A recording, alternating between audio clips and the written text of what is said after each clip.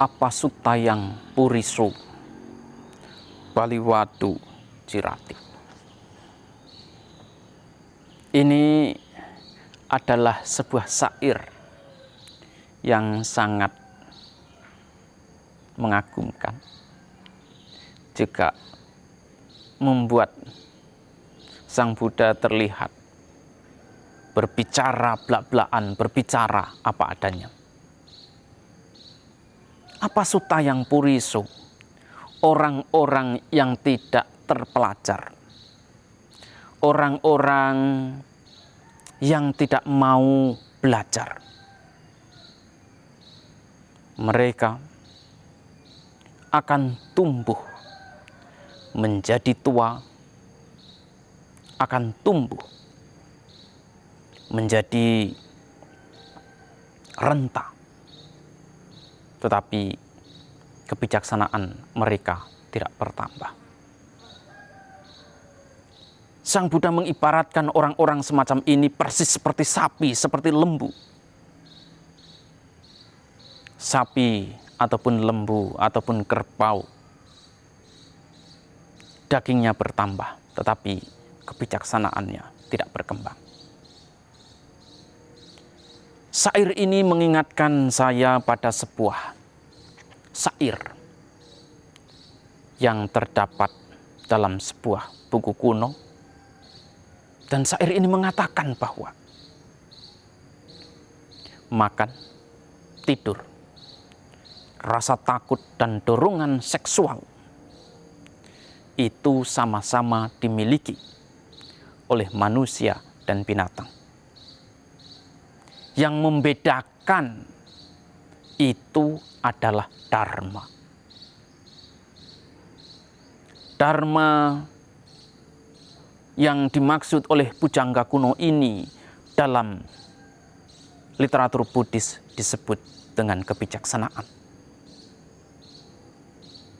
Bijaksana karena dia mau mempelajari batin dan jasmaninya sendiri. Bijaksana karena dia mampu melihat seutuhnya bagaimana batin dan jasmani terus berfluktuasi dari waktu ke waktu, terus berproses dari waktu ke waktu. Bijaksana bukan berarti kita pandai dalam literasi. Bijaksana bukan berarti kita telah menelan semua buku, menghafalkan semua buku. Tidak. Yang dimaksud dengan bijaksana dalam agama Buddha adalah kemampuan untuk melihat, untuk mengamati, menyadari, dan menerima batin dan jasmani seutuhnya, tanpa komplain, tanpa protes, tanpa penghakiman. Ini adalah kebijaksanaan yang dipahami dalam agama Buddha. Ketika seseorang telah mampu memahami batin dan jasmaninya sendiri dengan baik, mampu melihat batin dan jasmaninya sendiri dengan baik,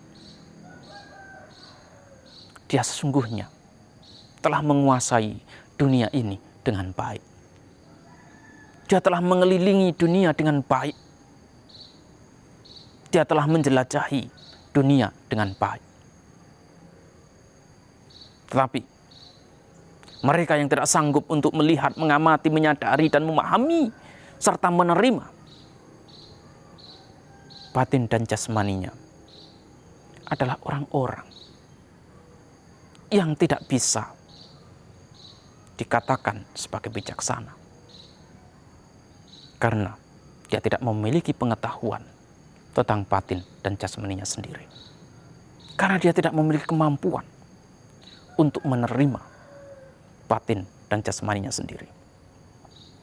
Nah, oleh karena itulah, sebagai murid Sang Buddha, kita diharapkan untuk mengembangkan kebijaksanaan, mengembangkan kemampuan untuk melihat, mengamati, menyadari, menerima tanpa penghakiman, menerima tanpa penilaian batin dan jasmani yang kita miliki.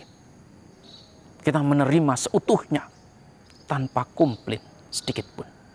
Apapun yang berproses, apapun yang terjadi, semua itu terjadi karena sifat, kondisi yang memang tidak bisa dipungkiri. Ini adalah realitas yang sebenarnya. Mereka yang sanggup untuk menerima kondisi itu adalah orang yang bijaksana. Bijaksana dalam arti yang sesungguhnya.